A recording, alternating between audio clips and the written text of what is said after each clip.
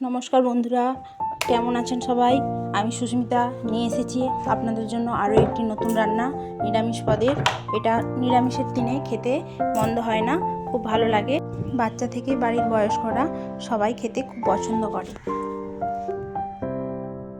ধোকার ডালনা। ধোকার ডালনার জন্য আমি এখানে ছোলার ডাল নিয়েছি। সারা রাত আমি ভিজিয়ে রেখেছিলাম। আপনারা চাইলে 3 থেকে 4 ঘন্টা ভিজিয়ে রাখতে পারেন। এটা কিন্তু খেতে খুব সুন্দর হয়।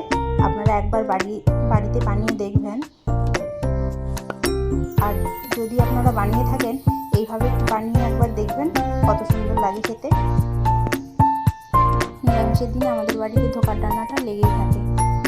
দিয়ে দিলাম লবণ, আদা, জিরে, লঙ্কা ও পানমৌরি।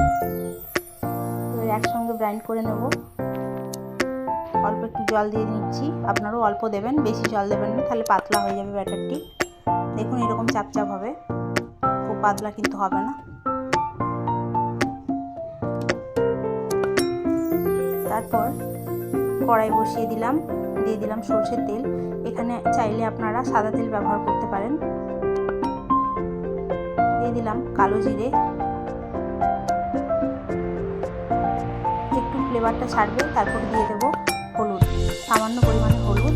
এটা ধোকার ডালনার যে কালারটা ওটা নিয়ে আসবে।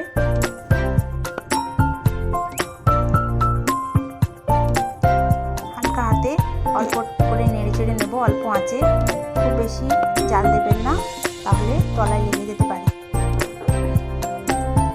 যতক্ষণ না এটা কড়া থেকে উঠে আসছে, ততক্ষণ নিজে থেকেই উঠে আসবে। যতক্ষণ না উঠে আসে ততক্ষণ আমরা এইভাবেই হালকা হাতে নাড়তে থাকবো অল্প আঁচে।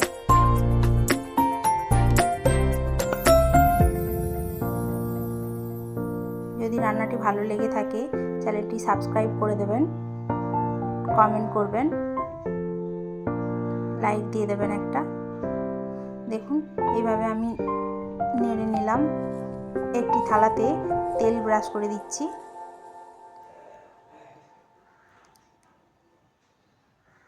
নামিয়ে নেব, তাতে তলায় লাগবে না, খুব সুন্দরভাবে উঠে আসবে।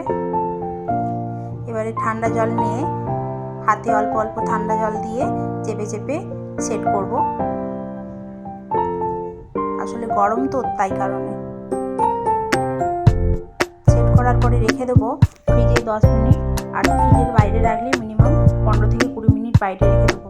তারপর সুন্দর এইভাবে কেটে নেবেন বরফি আকারে। সুন্দর উঠে আসবে, তাহলে সঙ্গে সঙ্গে কাটতে যাবেন না, ভেঙে যাবে। দেখুন আবার কড়াই তেল দিয়ে নিলাম, দিয়ে দিলাম ধোকার এক একটা পিস।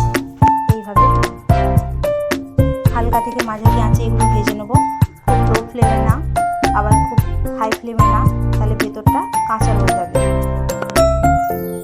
এভাবেই একে একে তুলে নেব।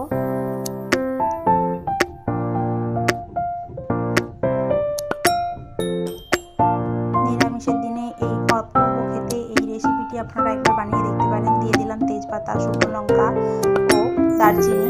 এখানে আপনারা 2টো এলাচ অ্যাড করতে পারেন, আমার কাছে এই মুহূর্তে নেই তাই অ্যাড করলাম না। দিয়ে দিলাম গোটা জিরে।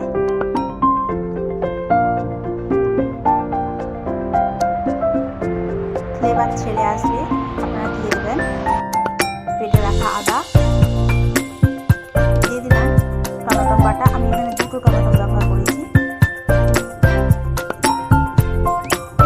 আপনারা বেশি করলে বড় টমেটো নেবেন 2টো, আর যদি অল্প রান্না হয় তাহলে ছোটো টমেটো 2টো নেবেন। দিয়ে দিলাম কালারের জন্য কাশ্মীরি লঙ্কা ও হলুদ গুঁড়ো, এছাড়াও ঝাল লঙ্কা ও লবণ অ্যাড করলাম। এইভাবেই নেড়ে চেড়ে নিলাম যতক্ষণ না মশলা থেকে তেল ছেড়ে আসছে, ততক্ষণ এইভাবেই হালকা হাতে নাড়তে থাকবো অল্প আছে। দিয়ে দিলাম পোস্ত বাটা। এরকম তেল ছেড়ে আসলে এই অবস্থায় দিয়ে দেবেন পোস্ত বাটা।